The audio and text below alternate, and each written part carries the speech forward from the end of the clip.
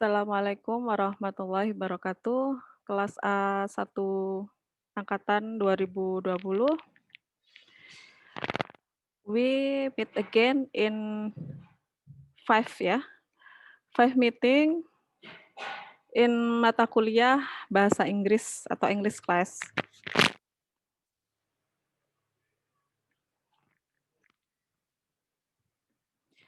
Baik, saya sesuai janji saya akan menjelaskan pertemuan kelima kita ini tentang at the laboratory.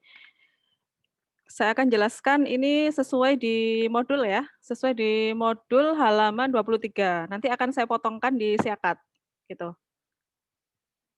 Saya share screen dulu.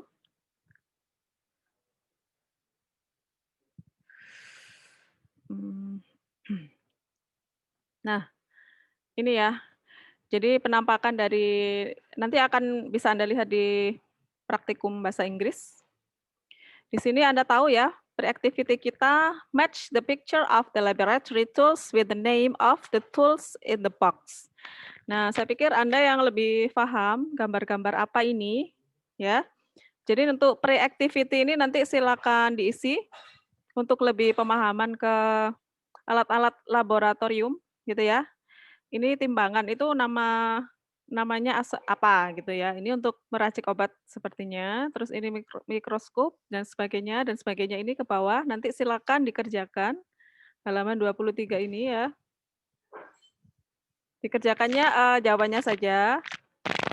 Karena ini gambar tidak ada ABCD-nya ya. Jadi match itu berarti ada jawabannya nih di bawah. Nah, di sini, nanti cara menjawabnya, nomor pengurutannya ya dari kiri ke kanan. Dari kiri ke kanan ya, 1, 2, kemudian 3, 4, kiri kanan gitu ya. Kalau sudah kanan balik kiri lagi. 1, 2, 3, 4, 5, 6, 7, 8, 9, 10, 11, 12. Kirim jawabannya saja, gitu ya. Oke, next, kita ke reading. Reading the following text and the answer the question below. Jadi ini silakan dibaca, kemudian silakan dijawab pertanyaan dari B, dan untuk readingnya ini ya, 1, 2, 3 ini, what is the use of a mortar and pestle? Where is a mortar and pestle is usually found? How does a mortar and pestle work? Itu silakan dijawab. Kemudian, nah ini kita akan belajar di sini. Ini yang akan saya jelaskan, gitu ya. Jadi mulai di halaman 24 ada building block. Di situ ada definition, kita akan belajar tentang report text and social purpose, gitu ya. Ini tidak saya baca dulu, kita akan ke ini, ke bagan dulu. The difference between a report text and a descriptive text. Jadi kita akan belajar tentang perbedaan ya, tentang teks report dengan teks deskriptif. Gitu ya, saya pikir Anda sudah paham teks deskriptif itu seperti apa. Kita akan belajar ini, report text dan deskriptif text. Saya akan scroll lagi ke atas. Nah, report text is a text that present information about something just the way it is. This kind of text is a result of systematic observation and analysis. Gitu ya. Jadi teks laporan atau report text itu adalah text that present information, ya, yang menghadirkan informasi about something just the way it is. Jadi tentang sesuatu, gitu ya. Tentang suatu berarti artinya, semua teks itu rata-rata itu gitu ya, rata-rata melaporkan hasil pengamatan, entah, hasil dari membaca atau melihat atau mempelajari sesuatu, kemudian kita buat teks. Nah, biasanya teks itu biasanya isinya tentang report, gitu ya. The kind of this kind of text is a result of systematic observation and analysis. Jadi dari observasi atau pengamatan secara langsung atau analisis gitu ya. Analisis itu bisa dari data, bisa dari eh, study something gitu ya, tentang sesuatu yang dianggap penting, kemudian Anda review ulang, itu namanya menganalisis gitu ya. Apalagi mengincludekan rumus-rumus, nah itu analisis. Nah itu yang namanya report text. The social purpose. Ini penggunaannya ya, secara sosial.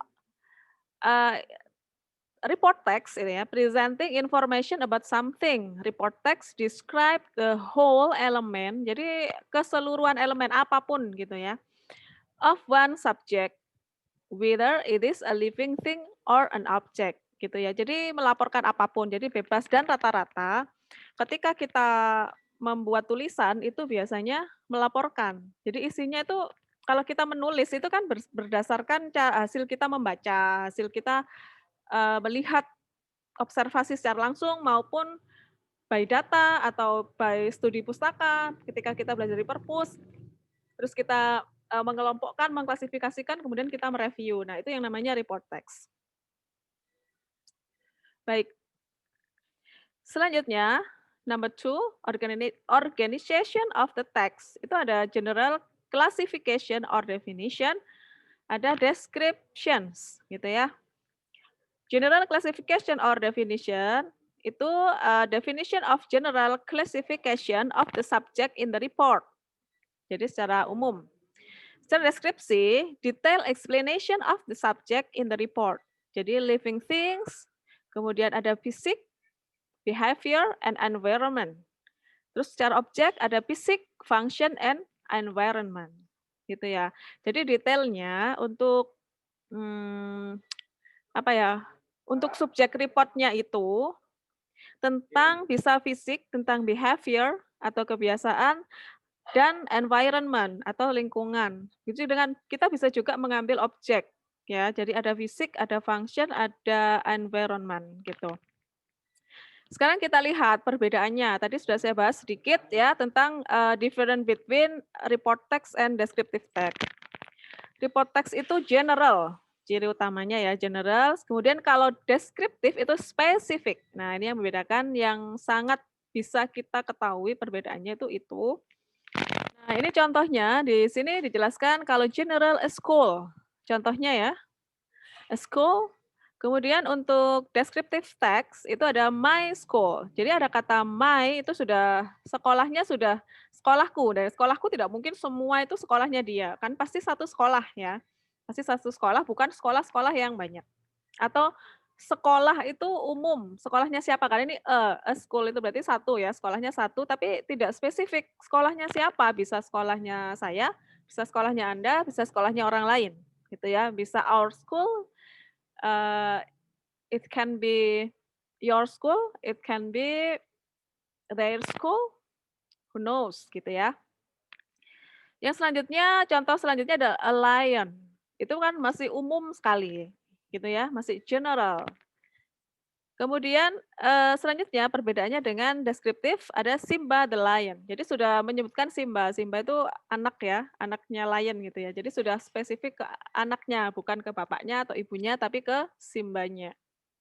Seperti itu kita belajarnya, jadi kalau menurut ini ya, sebenarnya kalau dalam bahasa Indonesia itu teks itu mungkin Anda mengenal ada teks narasi, deskripsi, argumentasi, kemudian persuasi gitu ya. Tapi kalau di bahasa Inggris ini kita hanya di kesempatan kali ini ya, kita belajar 2 report ini, yaitu report text and descriptive text gitu.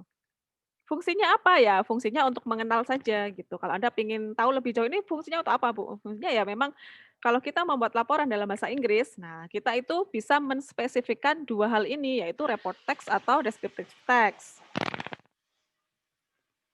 Oke. Sekarang kita belajar ke language feature. Using simple present tense, general expression used in the report are present simple tense. Jadi report report itu biasanya, report text itu biasanya pakai ya ketika kita menulis dalam bahasa Inggris, kita pakai present simple sentence. The use of connections is also important to relate one sentence and the other. Jadi fungsinya itu untuk menghubungkan ya antar kalimat itu pakai present simple sentence. Yang kita tahu tenses itu ada banyak gitu ya. Ini kita pakai ya present simple. Jadi artinya yang paling simple yang pertama yang nomor satu, tenses yang nomor satu. Itu untuk report. Karena biasanya report itu sifatnya aktual, kekinian, tidak bisa ditunda-tunda gitu ya. Seperti berita yang ada di surat kabar itu biasanya kan berita yang masih hangat, yang artinya baru saja terjadi, entah kejadian hari ini, diketik hari ini, disebarkan hari ini. Itu biasanya jargonnya surat kabar. Kemudian, using factual descriptive language, it usually cover the size, texture, shape, color, and material. Nah, biasanya dalam descriptive language, ya, karena ini sifatnya spesifik, subjek, biasanya itu mainnya di ukuran. Ya, seperti ini ya, di ukuran, di tekstur, di ketajaman, di warna, di material. Untuk agar tulisan itu lebih spesifik lagi. Jadi kita mengambil kata-kata dari ini tadi bermacam-macam apa ya spesifiknya gitu.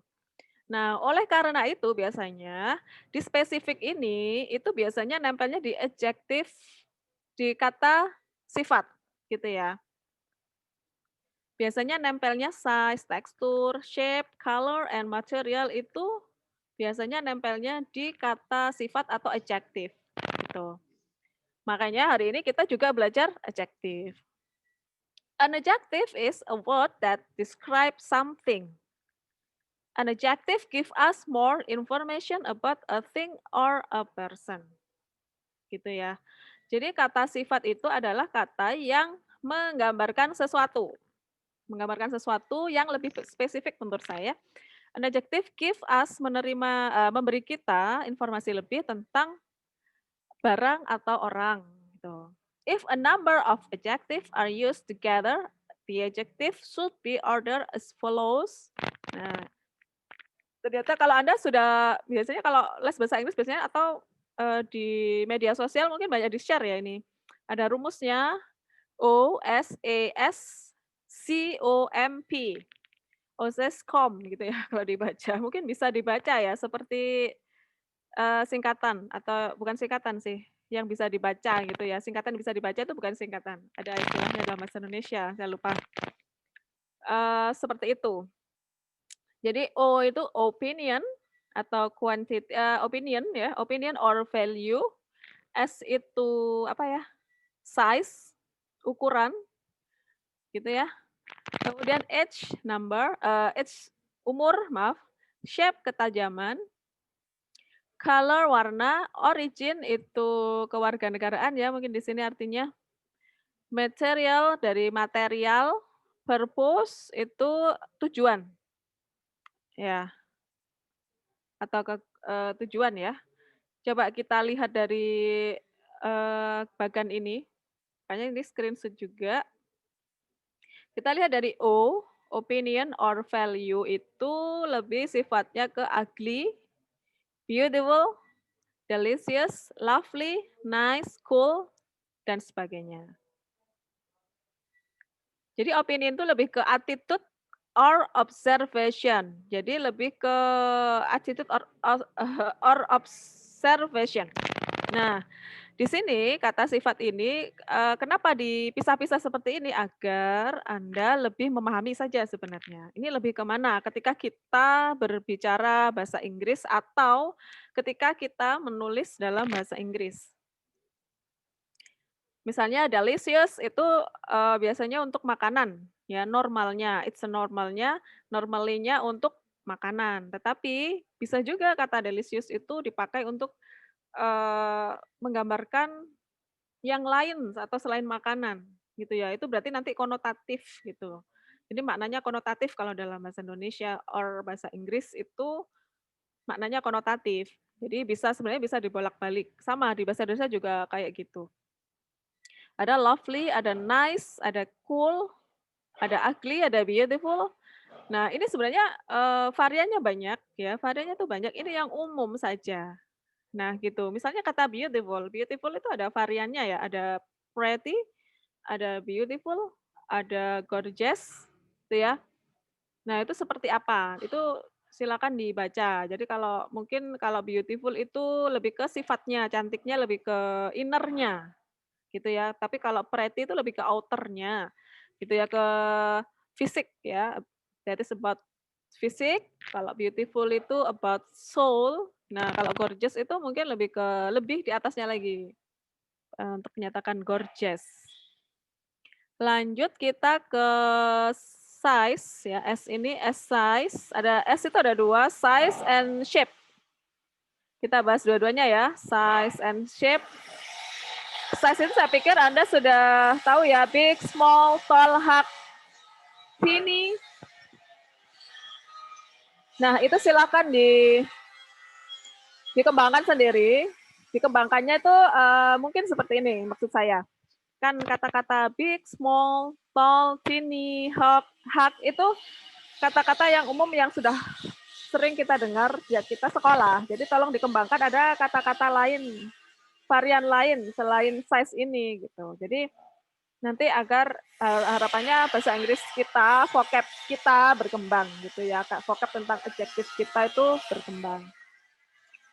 Gitu ya, ada small sampai large. Kemudian shape itu ada thin, ada long. Age ini how old is it? Jadi tentang umur old yang new, antique seperti itu.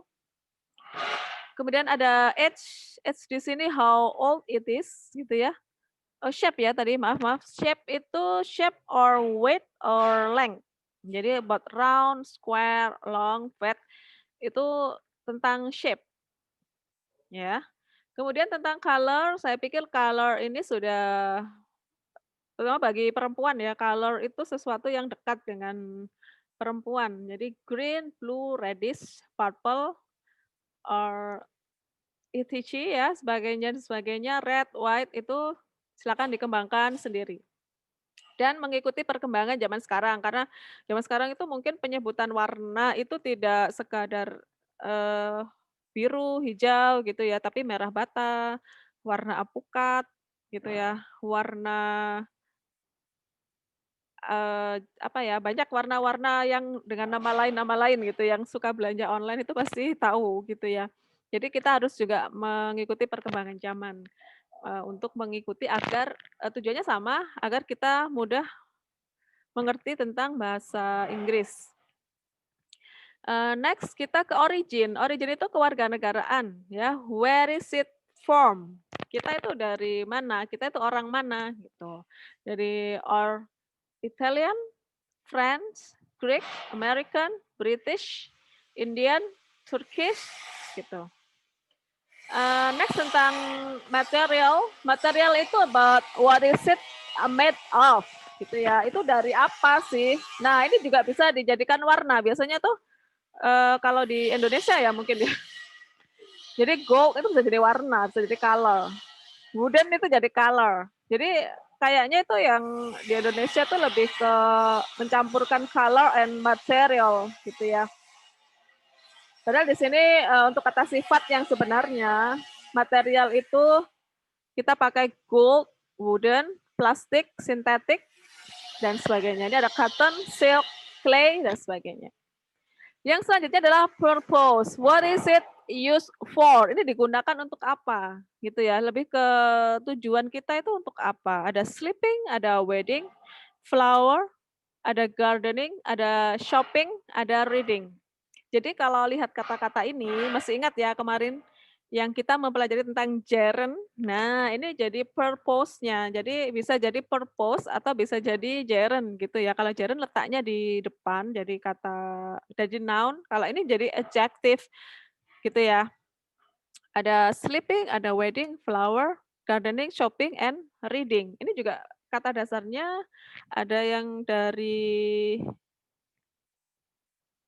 oh, maaf maaf. Ini bukan kata dasarnya bukan dari kata kerja ya, ini dari adjektif.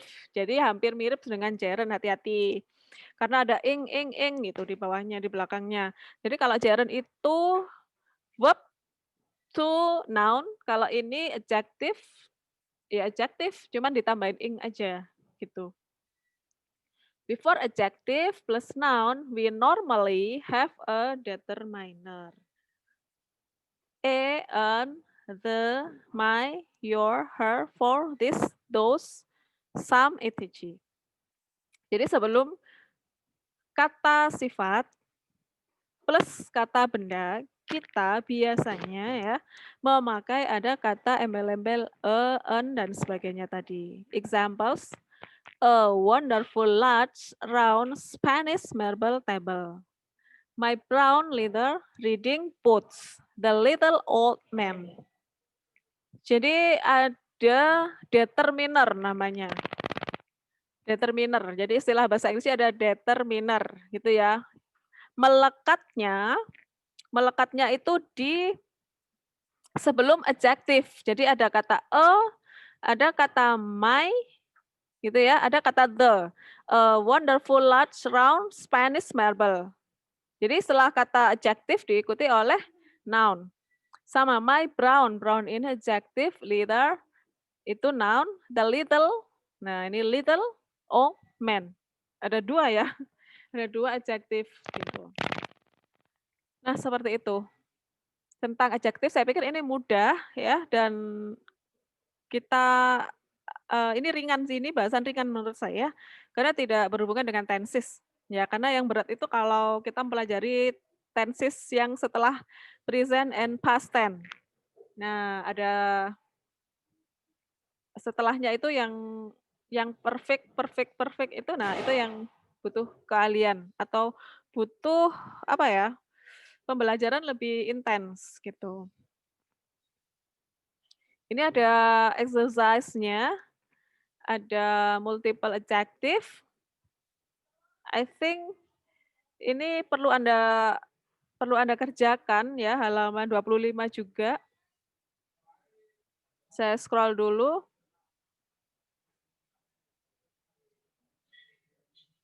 Oke. Oke. Itu yang wajib ya tadi halaman itu selain PR-nya, PR untuk membuat video halaman 25 ini, D Romawi 1. I think enough ya.